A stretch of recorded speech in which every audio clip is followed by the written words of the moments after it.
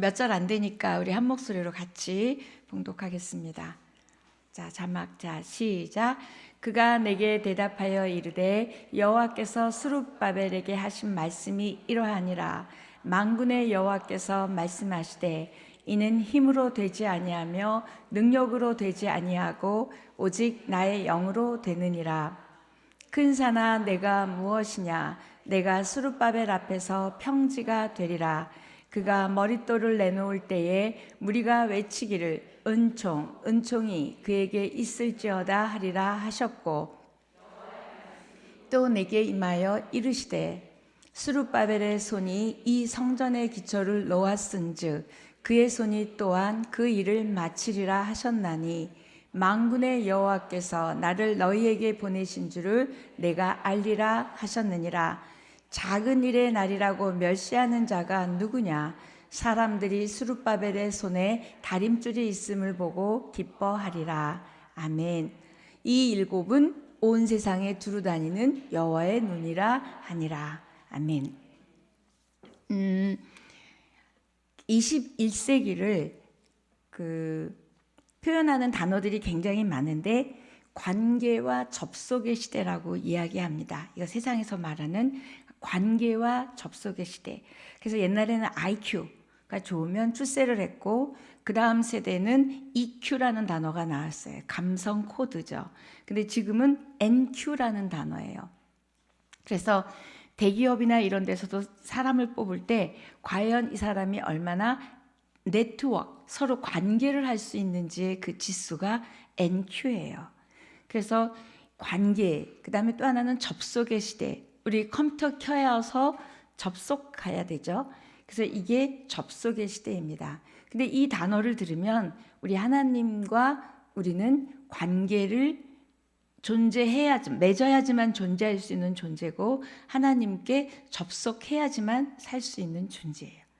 세상에서는 그렇게 해석하기 때문에 관계와 접속을 얘기하고 소통에 얘기하지만, 우리 하나님의 사람들은 하나님과의 관계, 그 다음에 하나님과의 접속으로 본다면 이 시대만큼 하나님과 관계하기가 어렵고 또 하나님과 접속하기가 어려운 시대도 없다는 거예요. 왜? 저와 여러분에게 너무 모든 게 다 있어요. 바꾸고 어렵고 이런 일들보다는 뭔가 우리는 너무나 우리의 관심과 또 열정과 집중을 빼앗아갈 세상의 일들이 너무 많다는 거예요. 너무 바쁘세요. 우리 꼬마들부터 어른까지 안 바쁜 분이 없어요.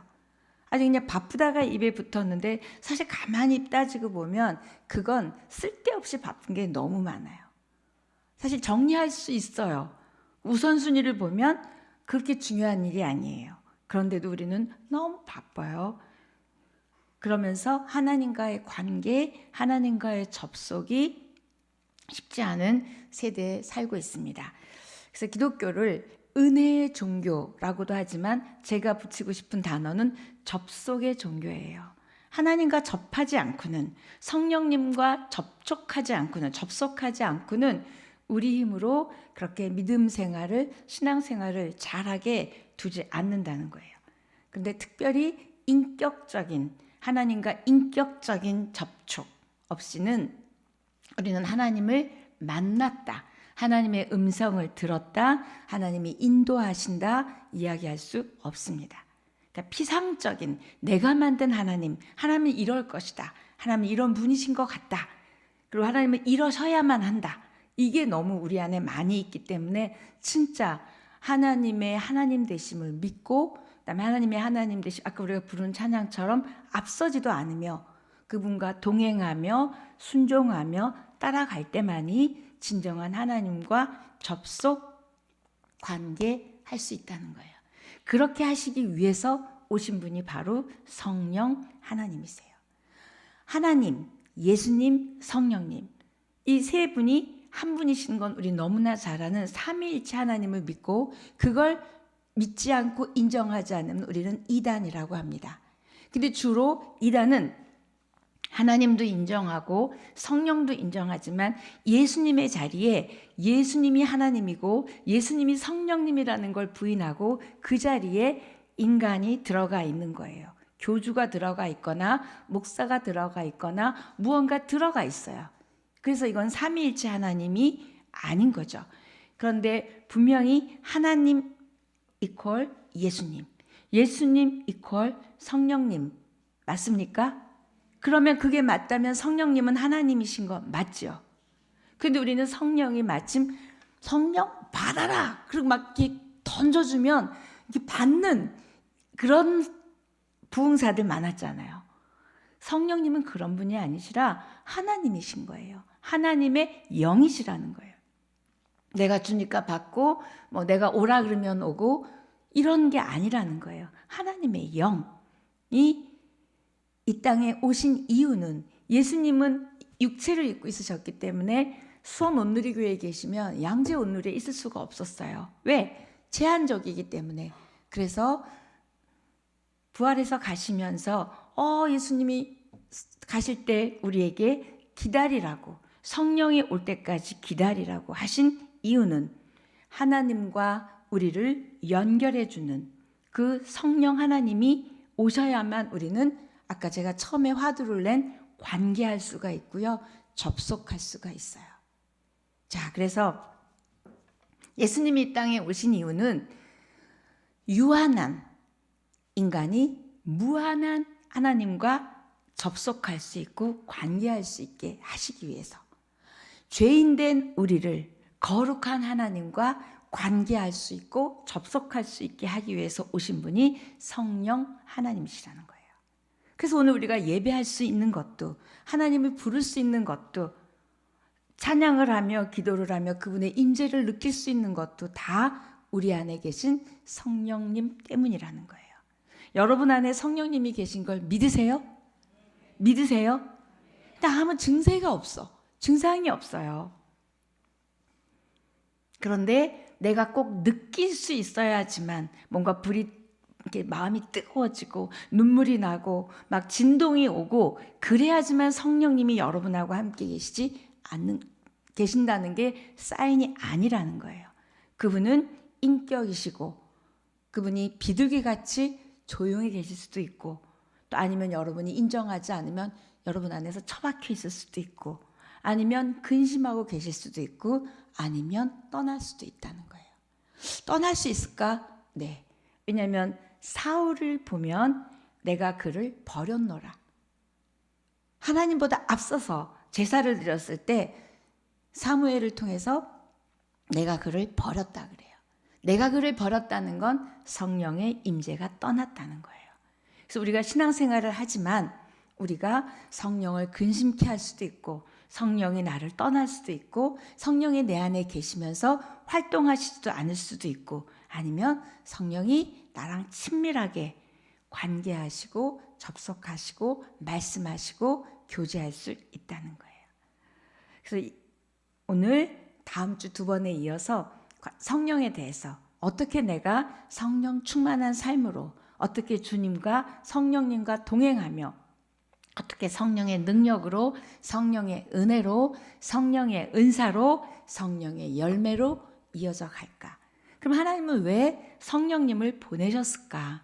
우리는 성령이 아니고는 믿을 수도 없고 믿어지지도 않고 그다음에 하나님이 기뻐하신 아까 우리 찬양한 것처럼 하나님의 비전이 하나님의 꿈이 나의 비전이 된다라는 어마어마한 그 가사는요. 성령님이 아니고는 여러분의 비전은 여러분의 꿈이지 하나님과 상관없는 세상에 많은 사람들이 그러잖아요.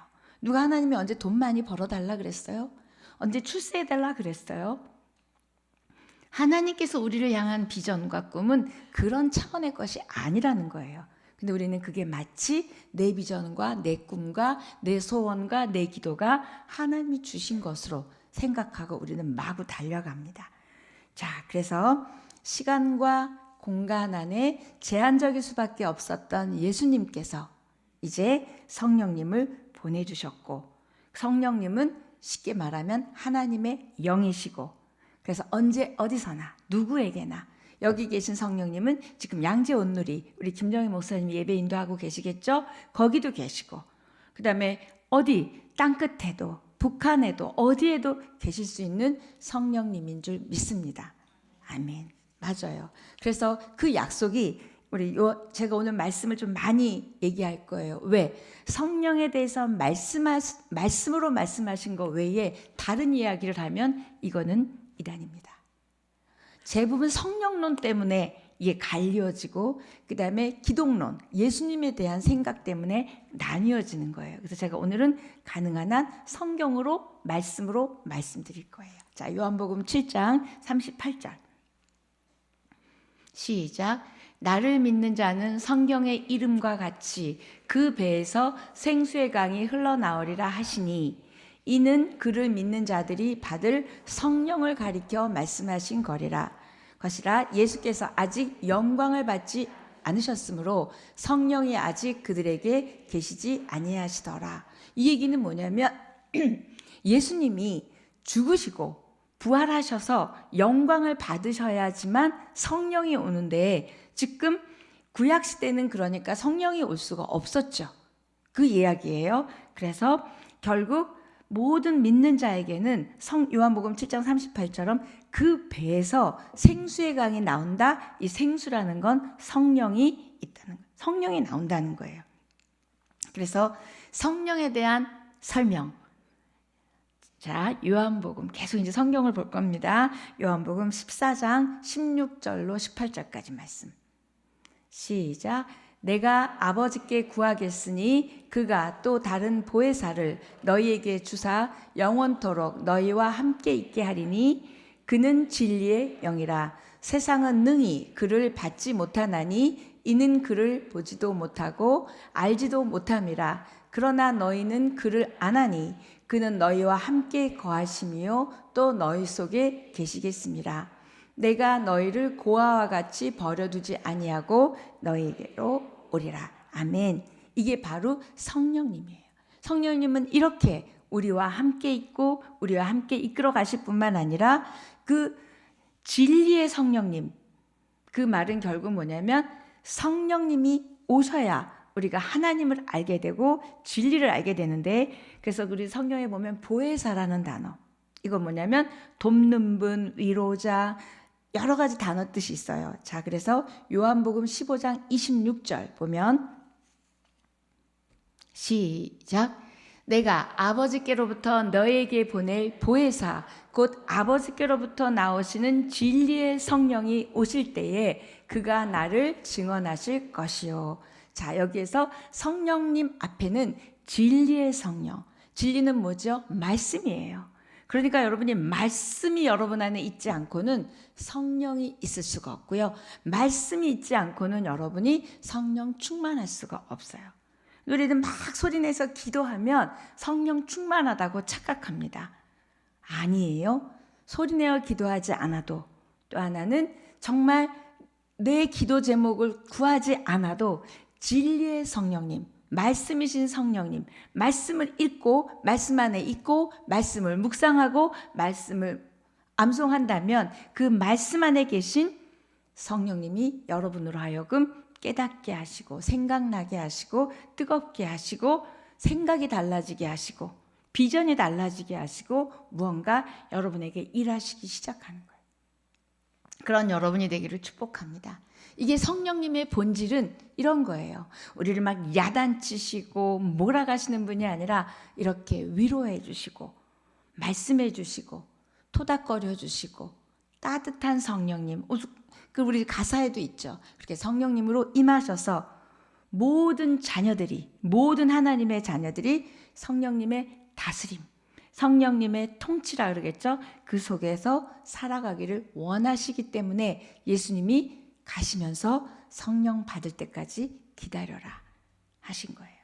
그 다음에 또 하나는 누구도 성령이 내 안에 있지 않고는 하나님께서 원하시는 삶을 살 수가 없어요. 우리 여러분 결심해서 내가 말씀대로 살리라, 내가 이렇게 하리라, 며칠 못 가면 우리는 살 수가 없어요. 성령의 도움 없이는 우리는 하나님이 원하시는 삶을, 그 비전을, 아까 우리 가사처럼 그분의 뜻, 그분의 계획 우리는 알 수도 없고 관심도 없다는 거예요. 그래서 내가 성령을 보내주겠다, 이건 엄청난 약속입니다. 약속 중에 약속. 복음 중에 복음이 내가 가면서 이제는 성령을 너희 모든 사람에게 보내주겠다. 하늘로부터 보내주겠다. 이 약속을 저와 여러분 모두에게 주셨어요. 그래서 그때 초대교인들이 그 약속을 붙들고 기다렸어요. 그랬더니 진짜 성령이 임하죠. 자, 요한복음 20장 21절로 22절 말씀. 시작.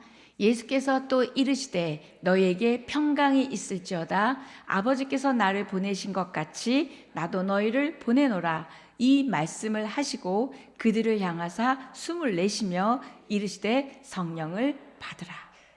자, 성령을 받으라. 이 말씀은 뭐냐면 부활하셔서 떠나시기 전에, 승천하시기 전에 하신 말씀이 첫 번째는 평강해라. 그 다음에 두 번째는 성령을 받으라 얘기해 주셨어요. 그리고 또 사도행전 1장 3절 4절인가요? 사도행전 4절 5절이네요. 자, 시작. 사도와 함께 모이사 그들에게 분부하여 이르시되 예루살렘을 떠나지 말고 내게서 들은 바 아버지께서 약속하신 것을 기다리라. 요한은 물로 세례를 베풀었으나 너희는 몇 날이 못되어 성령으로 세례를 받으리라 하셨느니라. 아멘. 여러분, 성령으로 세례를 받으셨습니까? 그게 뭐예요? 성령으로 세례를 받는 게 뭐예요? 난 뜨거운 적 없는데, 정말 눈물 콧물 빼고 회개한 적 없는데, 여러 학자들은 성령의 세례에 대해서 굉장히 많은 이야기들을 합니다. 그건 조금 놔두고, 분명한 건 성령을 보내주시겠다고 약속하셨고, 그 다음에 그 약속을 이루셔서 그게 바로 어디 드러나냐면 바로 초대교회 오순절 마가다락방에 성령이 임하신 거예요.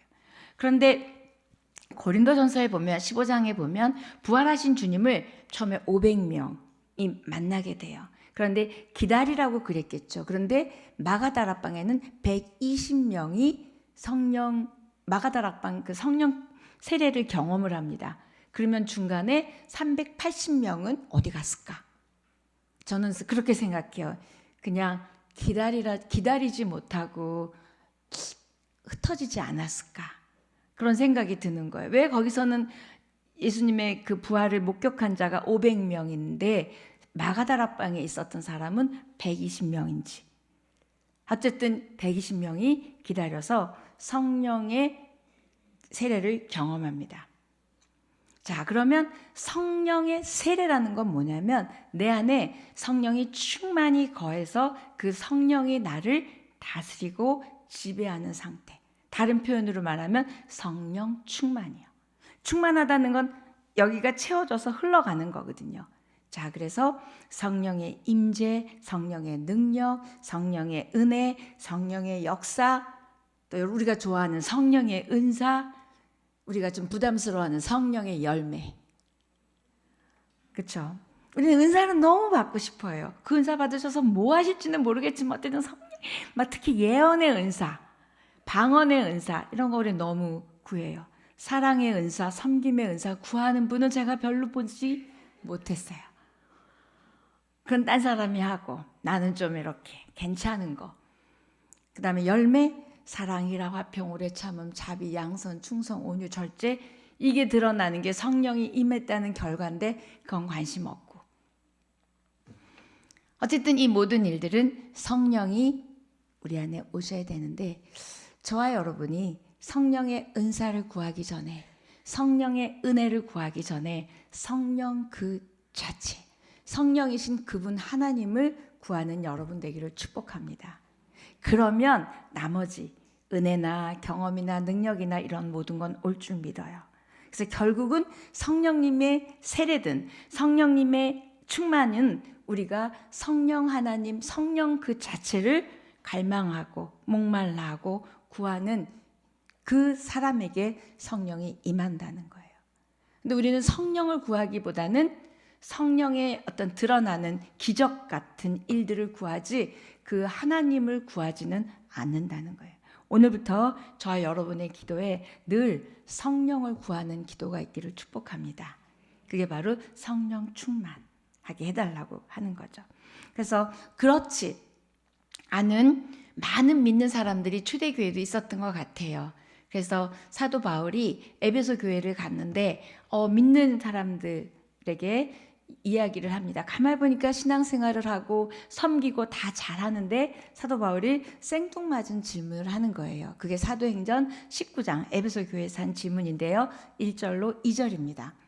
자, 시작. 아볼로가 고린도에 있을 때에 바울이 윗지방으로 다녀 에베소에 와서 어떤 제자들을 만나 이르되 너희가 믿을 때에 성령을 받았느냐 이르되 아니라 우리는 성령이 계심도 듣지 못하였노라. 이런 거 보면 이들도 다 믿는 사람들이었거든요. 그리고 구원의 소식을 듣고 어쨌든 복음을 들었기 때문에 믿는 사람들이잖아요. 그럼에도 불구하고 여러분이 구원을 못 받았다는 뜻이 아니라 복음을 모른다는 뜻이 아니라 성령을 아직 알지 못하고 성령을 아직 성령 세례를 받지 못한 자들이 그때도 있었고 지금도 있다는 거죠.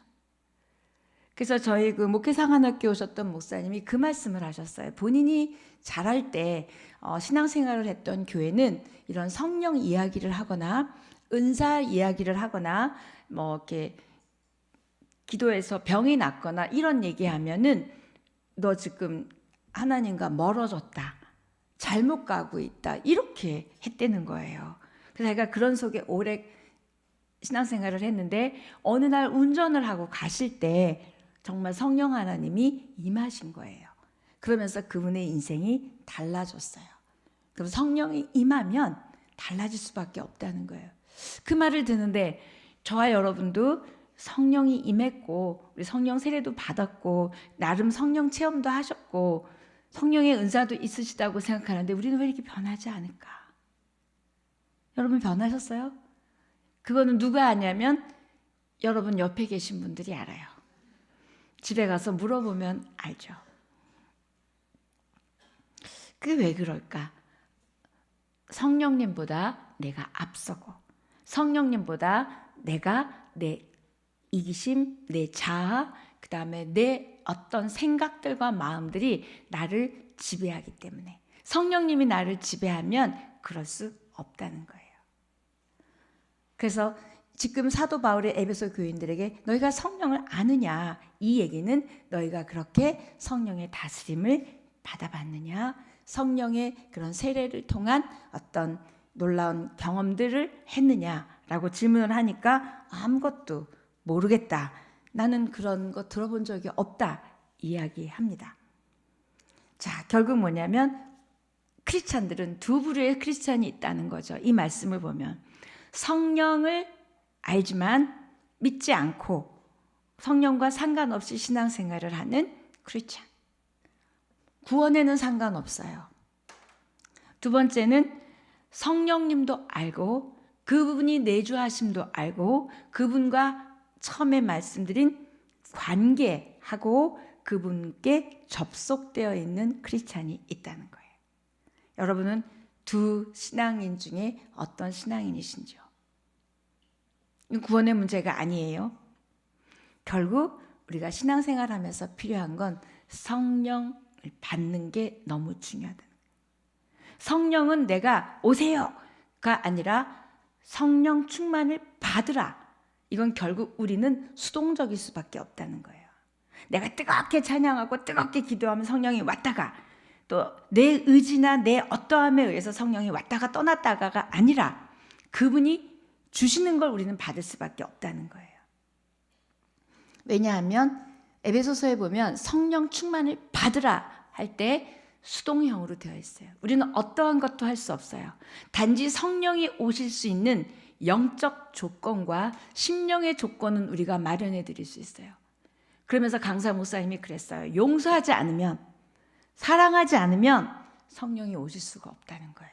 왜? 하나님은 용서의 하나님이시고 사랑의 하나님이시고 관계의 하나님이시고 기쁨의 하나님이신데 내가 어찌 내 심령이 용서하지 못하고 분노하고 화가 나 있을 때 성령이 오실 수 있냐는 거예요.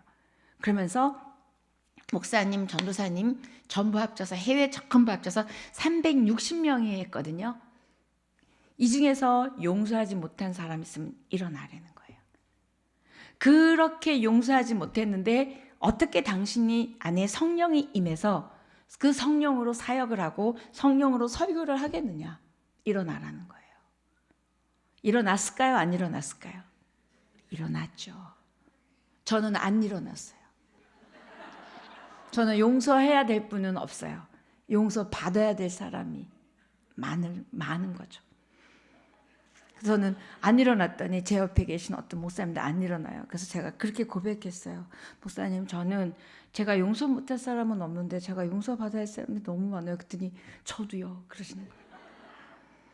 일어난 분은 그래도 참 괜찮은 분들인 거예요. 저는 용서받아야 될 사람이 너무 많아요. 특히 집에 있는 사람들로.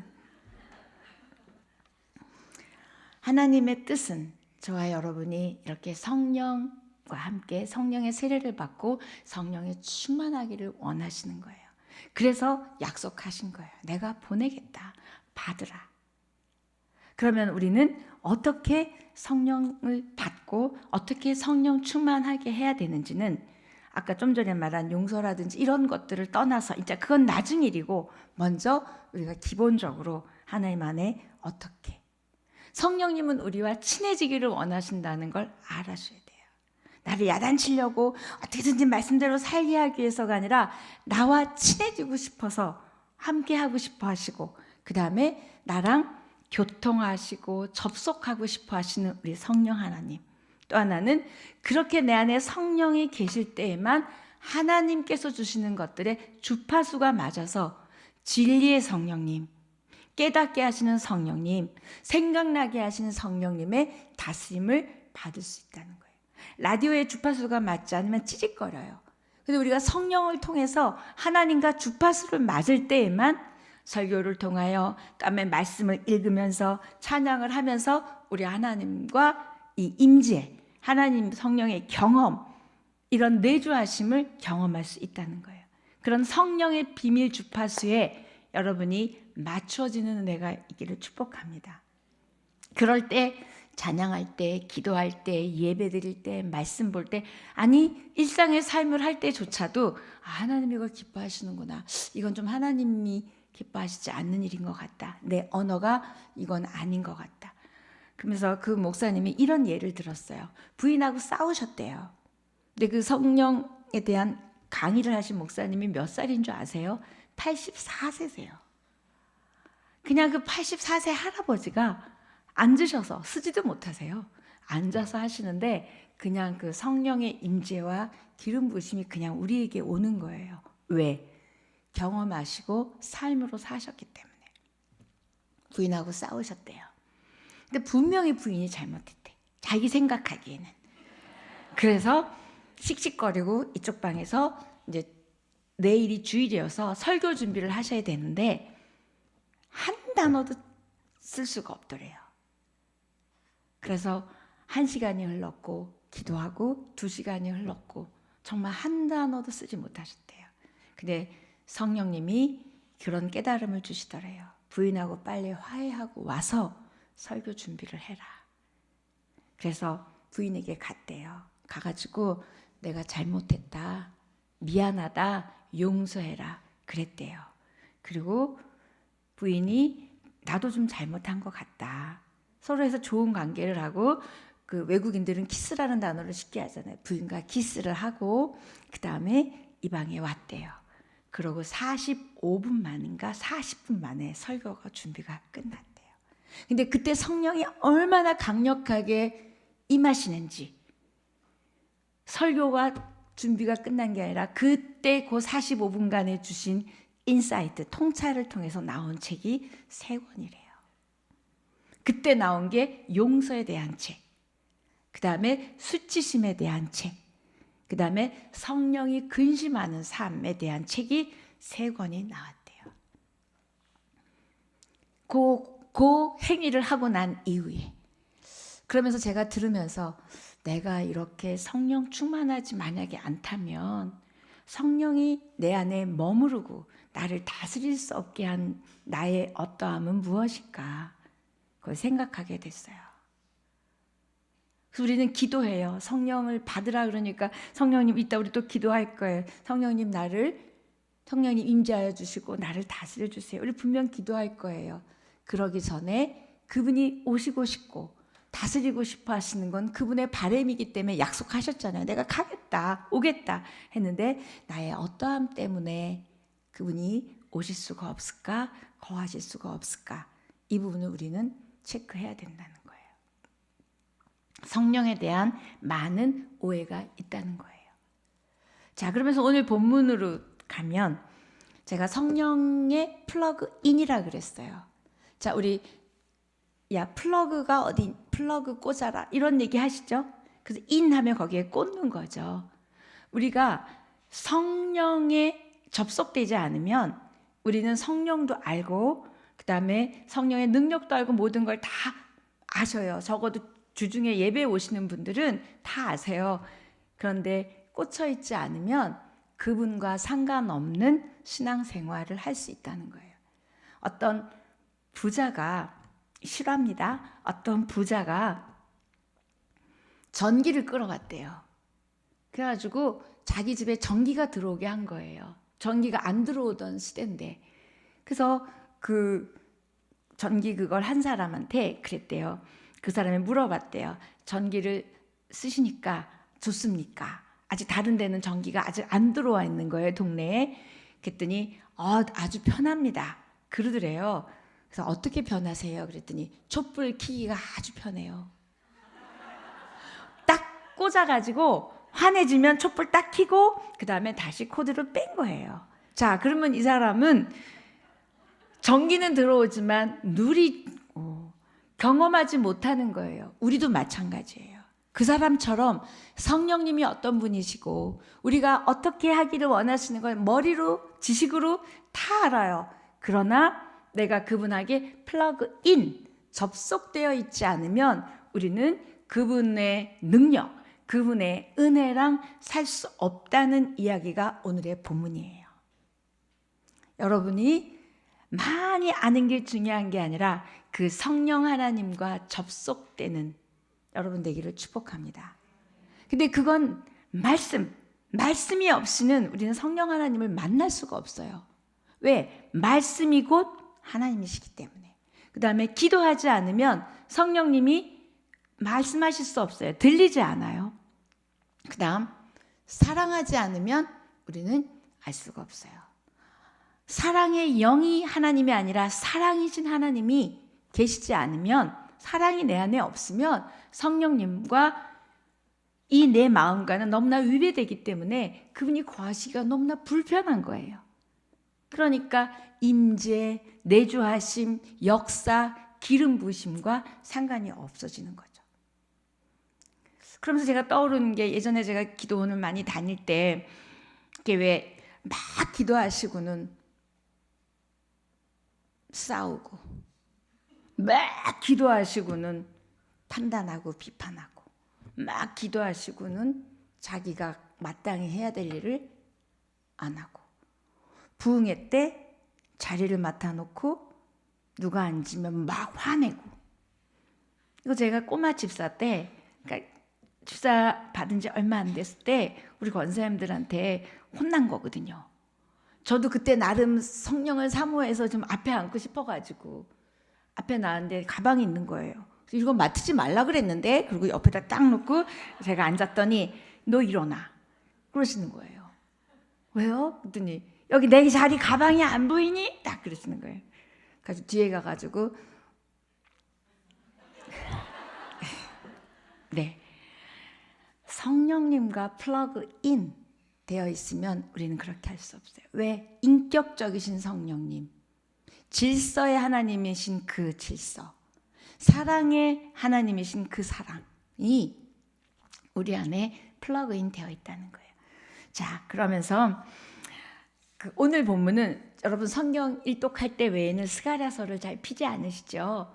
그런데 또 이 말씀은 잘 아실 거예요. 힘으로도 안 되고 능으로도 안 되고 오직 나의 영으로 된다. 이 말씀은 여러분 다 기억하시는 말씀이에요.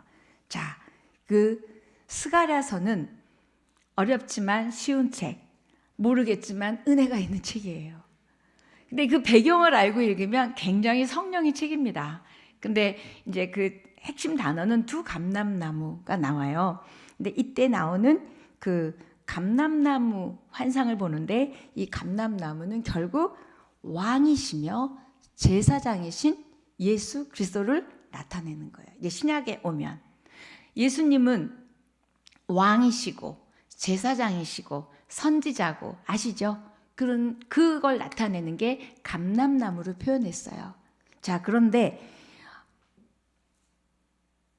결국은 예수님 이퀄 성령님인데 지금 감람나무가 예수님을 상징한다면 결국 지금 힘으로도 되지 않고 능으로도 되지 않고 성령으로 된다, 예수님으로 된다라는 예언을 그 시대의 구약에 예수님이 올 것을 오셔야 되는 것을 예언하기도 했지만 그때 그 시대에서는 결국 뭐냐면 성령님이 오셔서 하셔야지만 이 바벨론에 가 있는 포로로 가 있는 이스라엘 백성들이 풀려나올 수 있고 가서 성전을 재건하고 성벽을 재건할 수 있다는 거예요.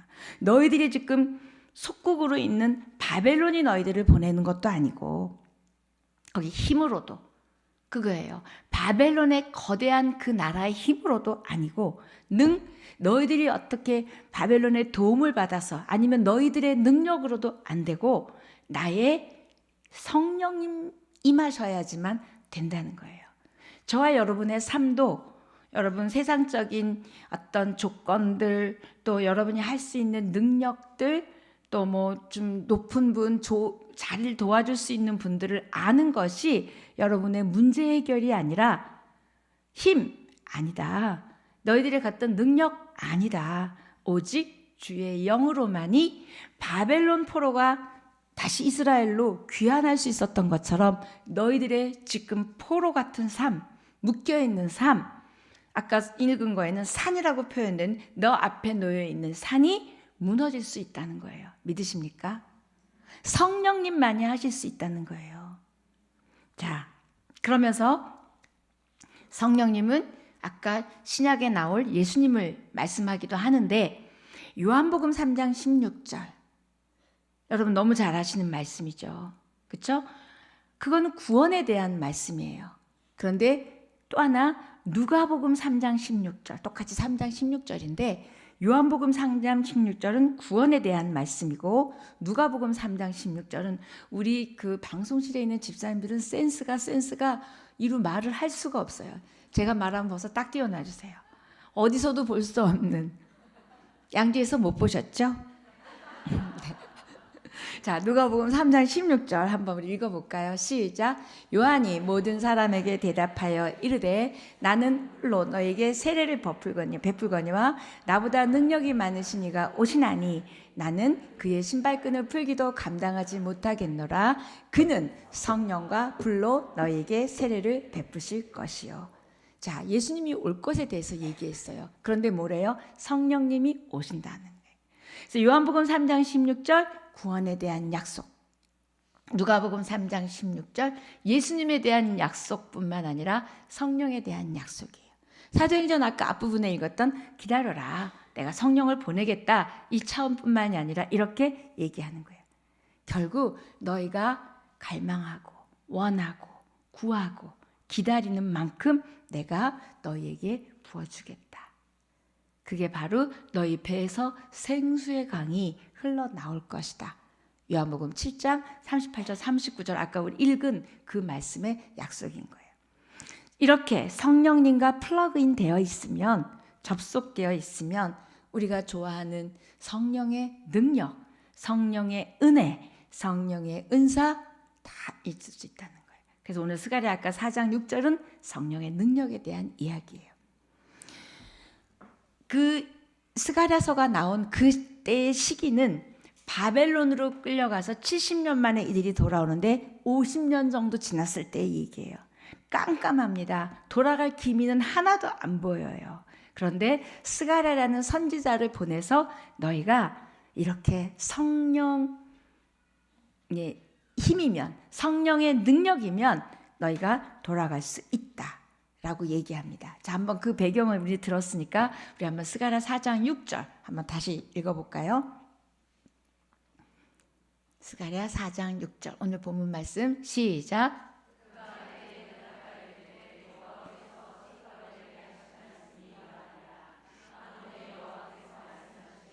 이는 힘으로 되지 아니하며 능력으로 되지 아니하고 오직 나의 영으로 되느니라. 아멘. 저와 여러분의 앞에 있는 모든 일들, 모든 문제들이 힘, 능 아니고 오직 성령으로만 될 줄 믿습니다. 네. 그래서 성령님 역사하시면 된다는 거예요. 여러분은 지금 어떤 상태에 계세요? 혹시 어떤 기도 제목이나 어떤 문제에 대해서 이건 안 돼, 절망하고 계시거나 또는 내려놨다고 표현이거나 또는 자포자기 했다면 이건 회개하셔야 돼요. 성령이 임하시면, 성령이시면 된다는 거예요. 믿으십니까? 아멘. 성령의 능력으로만 가능하대요. 우리가 믿음으로 살지만 은혜로 살아가는 자들이지만 언제나 어려움은 우리 앞에 산처럼 있습니다. 그 산이라는 표현이 이제 4장 7절에도 나오는데요. 근데 그 산을 성령님께서 치우시고 무너뜨리시고 한다는 거죠. 우리 한번 7절 스가랴 4장 7절 시작. 큰 산아 내가 무엇이냐, 내가 스룹바벨 앞에서 평지가 되리라. 그가 머릿돌을 내놓을 때에 무리가 외치기를 은총이 그에게 있을지어다 하리라 하셨고 여호와의 말씀이 또 내게 임하여 이르시되. 여기까지요. 자, 여기서 큰 산아 내가 무엇이냐, 여러분도 질문해 보세요. 여러분 삶 가운데 있는 큰 산이 무엇인지. 근데 성령의 능력으로 평지가 되게 하신다고 오늘 말씀하세요.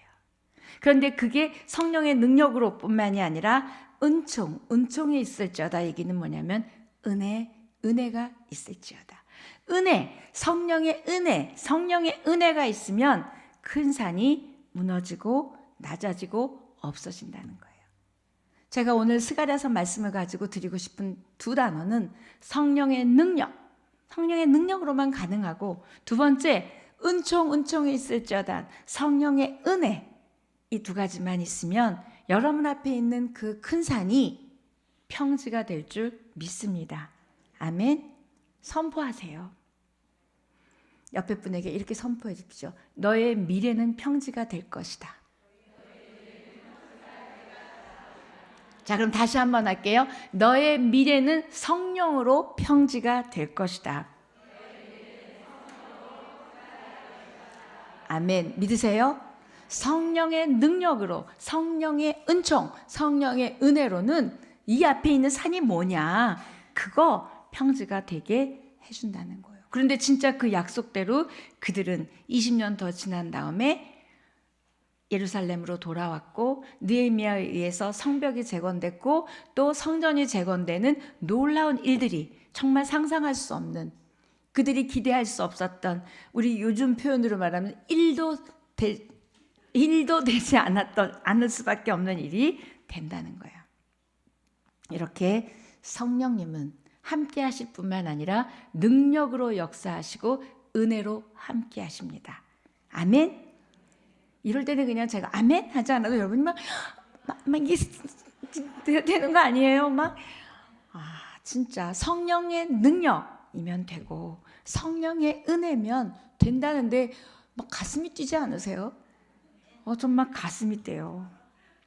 네, 하나님이 이렇게 선언해 주신 거예요. 어찌 이 내가 약속하신 성령이 내 안에 오시면 방언하고 그 다음에 예언하고 이런 수준의 차원이 아니라 그 산이 평지가 된다는 거예요. 결국 그 얘기는 하나님의 성령이 임하면 우리 모든 크리스찬들은 승리한다는 거예요. 아멘.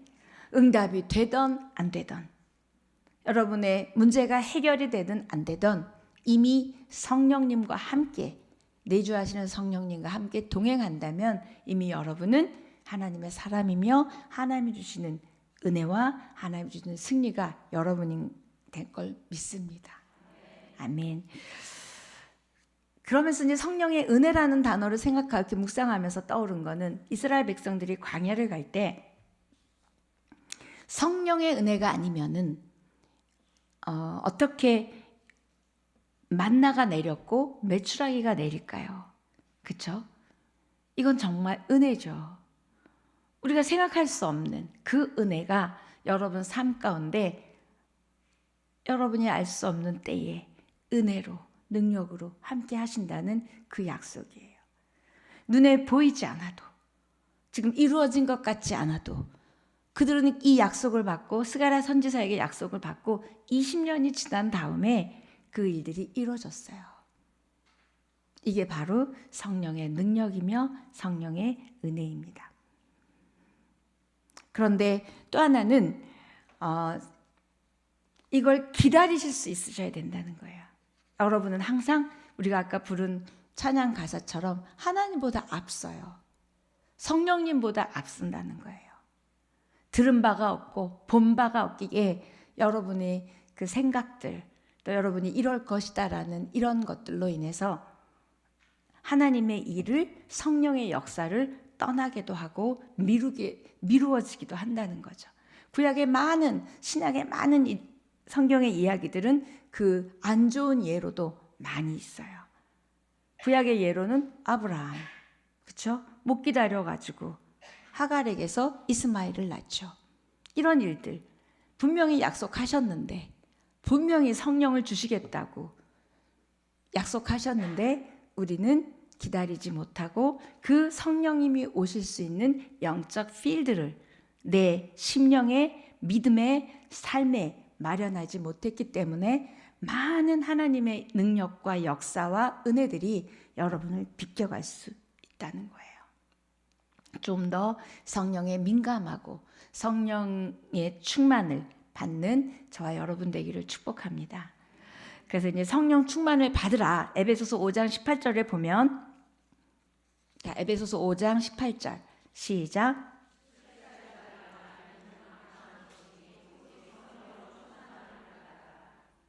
이때 성령으로 충만함을 받으라는 얘기는 뜨거워져가지고 방언하고 이게 아니라 성령의 다스림을 받으라는 이야기예요. 성령에게 완전히 지배당하라는 얘기예요. 그래서 술 취하지 말고 성령 충만을 받으라. 왜? 술 취한 게 바로 술에 의해서 다스림을 받고 술에 의해서 지배를 받기 때문에 안 하던 말하고 안 하던 행동을 하잖아요. 그거와 비슷하게 술이 온전히 장악한 것처럼 성령 충만을 받으면 성령이 온전히 너를 장악하게 하는 게 성령 충만을 받으라는 거예요. 성령이 장악한 여러분의 생각, 성령이 장악한 여러분의 마음, 성령이 장악한 여러분의 기도, 섬김, 삶, 헌신, 충성, 순종 모든 것들 통해서 하나님이 일하신다는 거예요. 근데 성령 충만했으면 좋겠다가 아니라 명령이에요. 성령 충만을 받으라. 명령입니다. 받아도 되고 안 받아도 되는 게 아니라 명령이에요. 명령은 지키지 않으면 불순종이에요. 근데 우리는 기도할 때 하나님 제가 성령 충만하지 않아서 죄송합니다. 용서해 주세요라고 기도하지는 않을걸요. 성령 충만하지 않은 게 죄? 그게 과연 죄일까? 죄라는 거죠. 명령이니까. 두 번째는 성령 충만을 받으라 할 때 그 시제가 헬라어 시제는 뭐냐면 현재형이에요. 어제 받은 성령 충만으로 오늘을 살고 오늘 받은 성령 충만으로 내일 내지는 나머지 인생을 살라는 게 아니라 날마다 현재예요. 예배 드릴 때 지금 성령 충만했으면 이따 식당에 가서 식사할 때 성령 충만할 거라는 보장이 없다는 거예요. 왜? 내려가다 엘리베이터에서 누가 내 발을 꽉 밟았어. 엘리베이터에 내 손이 끼었어. 그러면 또 여러분이 발끈하시면서 이게 또 흐르르 그 강사 목사님으로 말하면 성령이 이렇게 떠나셨대요. 손이 이렇게 비둘기가 이렇게 떠난다는 거예요. 그게 본인이 느껴지신다는 거예요. 이렇게 이렇게 떠나더래요. 그러니까 현재형인 거예요. 지금 받으라는 거예요. 예배하며 찬송하며 말씀 들으며 기도하며 오늘 내가 빨래를 하며 밥을 하며 성령 충만을 현재라는 거예요. 성령 충만하시기를 축복합니다. 어쩌다 한번 성령 충만. 모처럼 내가 간만에 1년에 한번 새벽 기도를 했더니 오늘 좀 성령 충만하네. 이게 아니라는 거예요. 매 순간마다 성령이 다스리고 성령이 충만한, 여러분의 느낌이 성령 충만이 아니에요. 내가 이렇게 했기 때문에 오늘 내가 성령 충만한 것 같다, 뭔가 이렇게 예배 드리고 싶어지고 말씀 보고 싶어졌다, 그게 아니라는 거예요. 여러분의 느낌과 상관없이 여러분 안에 성령님이 계시고 오시고 능력으로 은혜로 일하신다는 거예요. 우리 커피 리필해주면 너무 좋죠.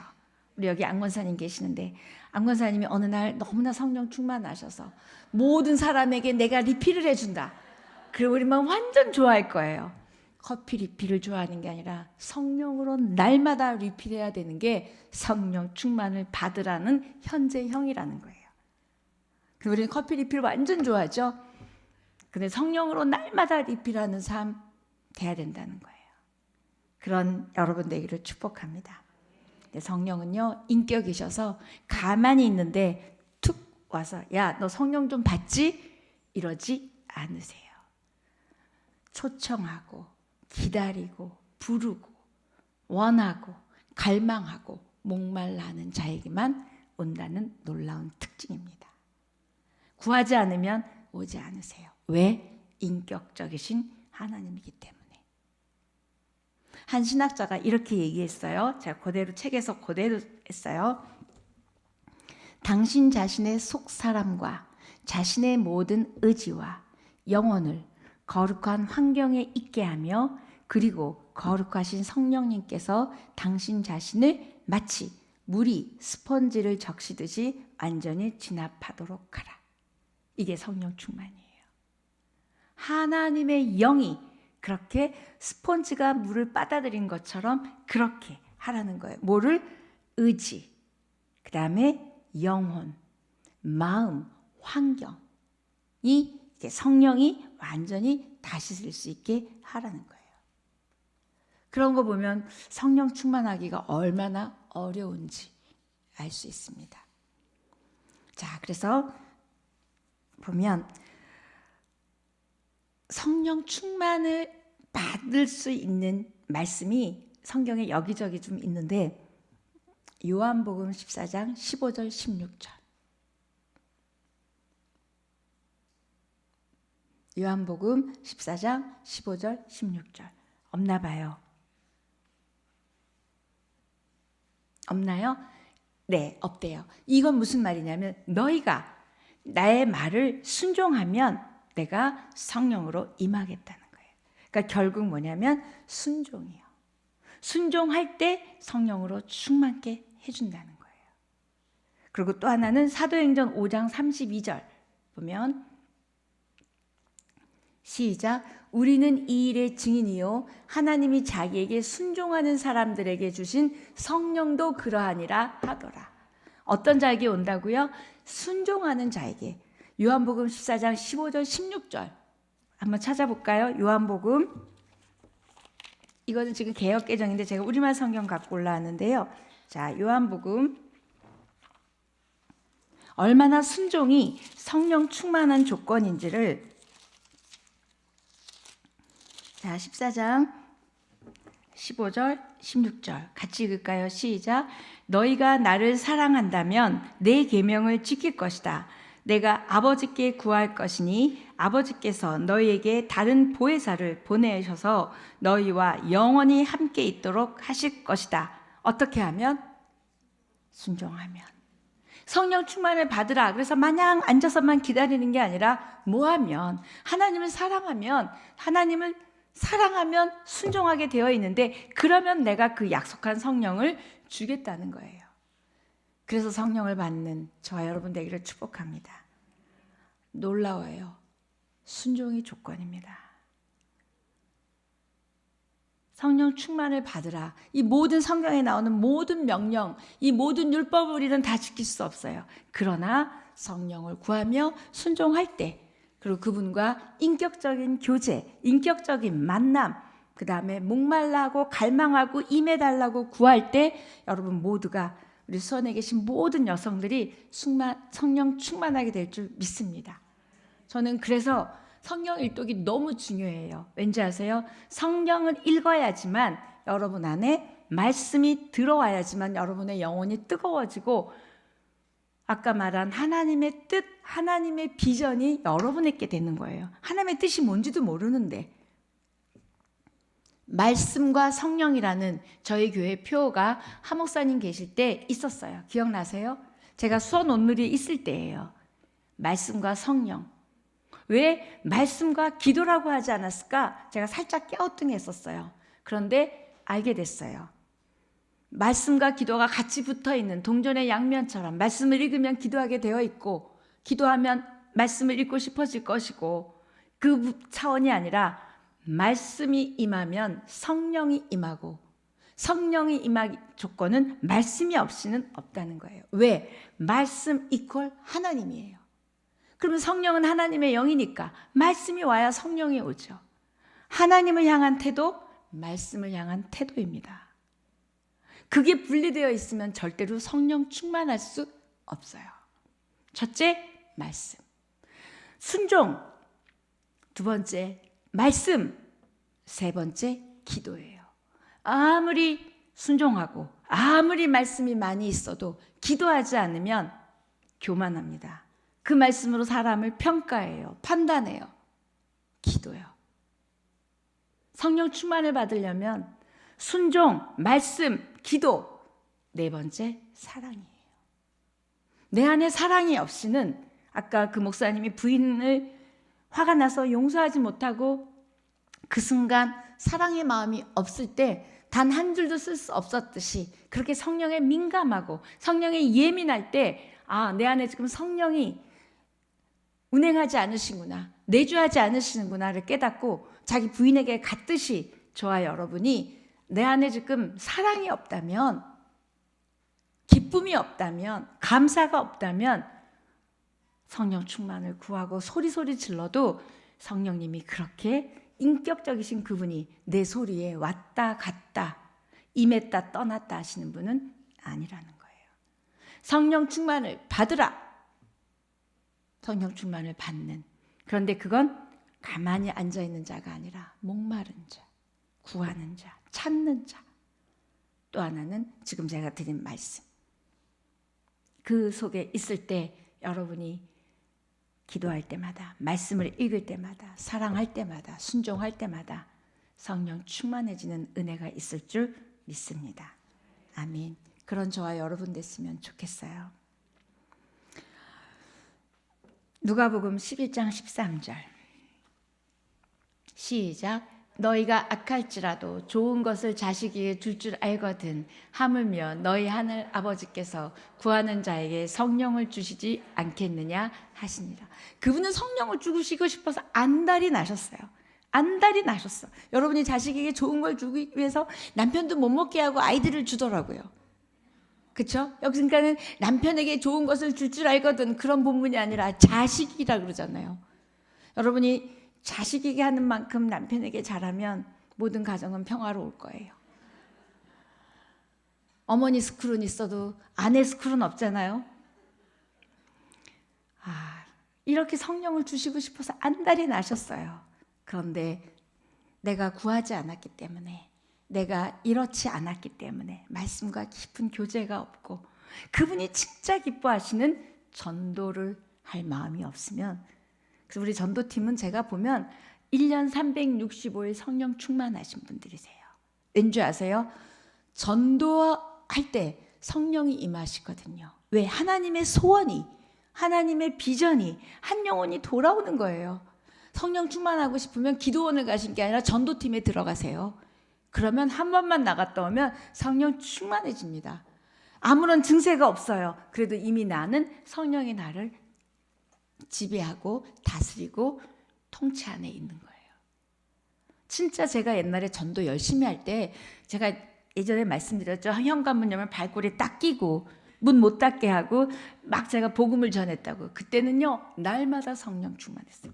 날마다 성령 충만한 증거는 날마다 기뻐, 날마다 감사해. 모든 염려가 아닌 거예요. 그리고 그분을 온전히 신뢰할 수 있고 온전히 맡길 수가 있었어요. 근데 지금은 그러지 않은 것 같아요. 제가 전도를 안 하고 전도팀을 보내잖아요. 이게 문제인 거죠. 전도, 하나님의 소원을 내가 행하고 있을 때 여러분은 저절로 성령 충만한 거예요. 제가 요즘 성령 충만합니다. 자신 있게. 왜냐하면 제가 화를 내지 않아요.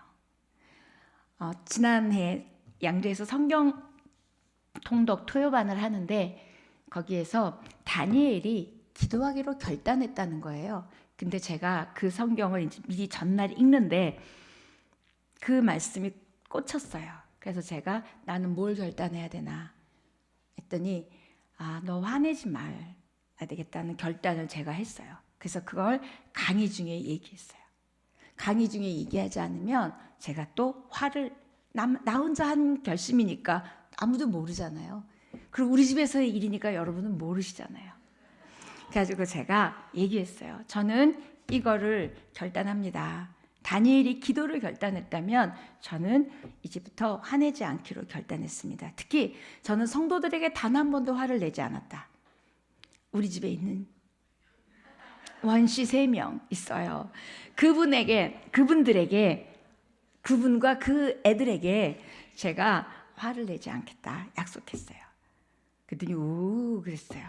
지금까지 화내지 않아요. 화내지 않아요. 우회하셔야죠. 이거야말로 우 아닌가요?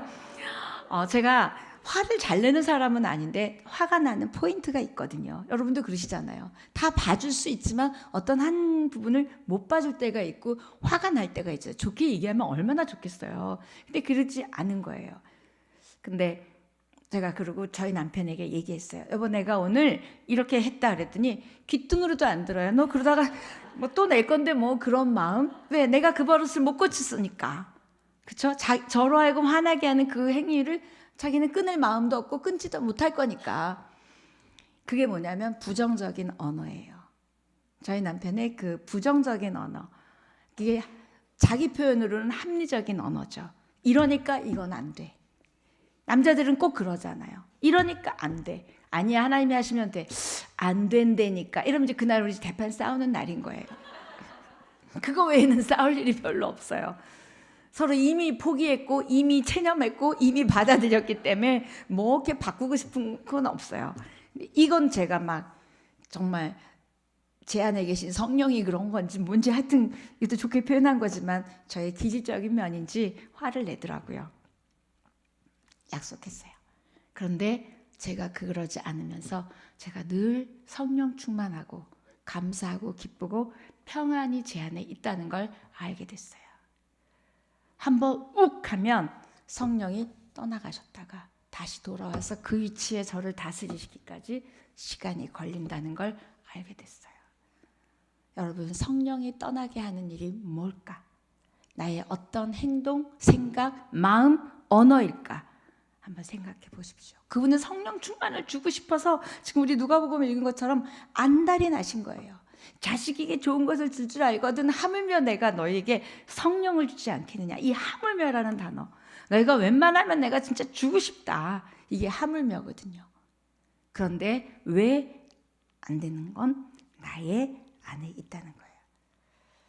그래서 성령의 능력과 성령의 은혜, 스가랴서의 이 말씀처럼 이게 마음껏 여러분 삶 가운데 일어나고 또 그 능력과 은혜로 큰 산들이 무너지고 큰 산이 평지가 된 뿐만 아니라 여러분이 늘 성령의 나를 다스리고 지배하기 때문에 감사하고 기뻐하고 은혜가 있고 사랑이 넘치고 뭔가 하나님의 일을 기대하고 어렵지만 힘들지만 없지만 아프지만 하나님의 하나님 되심을 기대할 수 있는 저와 여러분 되기를 축복합니다.